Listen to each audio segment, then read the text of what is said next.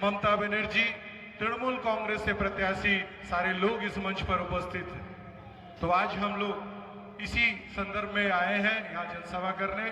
आगामी 27 तारीख हम लोगों को अपना विचार, अपना मत देना है। तो दोस्तों और साथियों, मैं आप लोगों से कहूंगा, मेरे सामने मेरे माता और बहने, मेरे बड़े बुजुर्ग, मेरे सांप्रदायिक दल इसको एक भी वोट ना दे।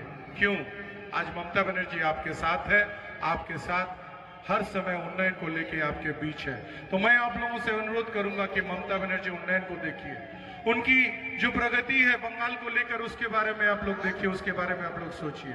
आज ममता बनर्जी जन्म से लेकर मृत्यु तक हमेशा कोई ना कोई योजना, कोई प्रकल्प लेके हर इंसान के बगल में, हर लोगों के बगल में खड़ी है, जन्म से लेकर मृत्यु तक। चाहे वो छोटा बच्चा हो, चाहे वो पढ़ने वाली बच्ची हो या बच्चा हो या कोई भी हो, चाहे वो शादी लायक हो, हर जगह ममता बनर्जी आज के दिन भर उनके बगल में खड़ा है, जन्म से लेकर मृत्यु तक। जब हम राम राम बोल के उस शमशान घाट तक जाते हैं, वहां भी ममता बनर्जी वहां खड़ी रहती है, वो सारी सामग्री लेकर कि हम यहाँ भी है। तो ममता बनर्जी आज उन्नयन को लेकर हम सब आपके पास आए हैं, ये आग्रह करने कि आप लोग एक वोट भी नष्ट मत करिएगा आने वाला दिन में, क्योंकि अगर आप एक वोट भी ये लोगों को दे दीजिएगा तो ये लोग क्या करेंगे, आने वाला दिन में 1 से 2, 2 से 4 करेंगे। कभी धर्म के नाम पर आपको बांटेंगे, कभी भाषा के नाम पर आपको बांटेंगे, कभी किसी और चीज के नाम पर आपको बांटेंगे, और हम लोगों को बांटते बांटते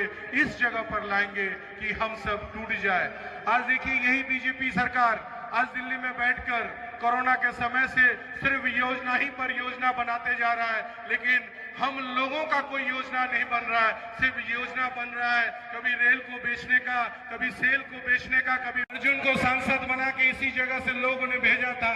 तो 2 साल 2019 से 2022 जो एमपी लैड का पैसा है वो बैरकपुर लोकसभा के अंतर्गत किस जगह में खर्च किया है, ये अगर कोई बीजेपी वाला बता दे तो मैं बता दूंगा कि हाँ वो जानता है, लेकिन कोई नहीं बता पाएगा। क्यों?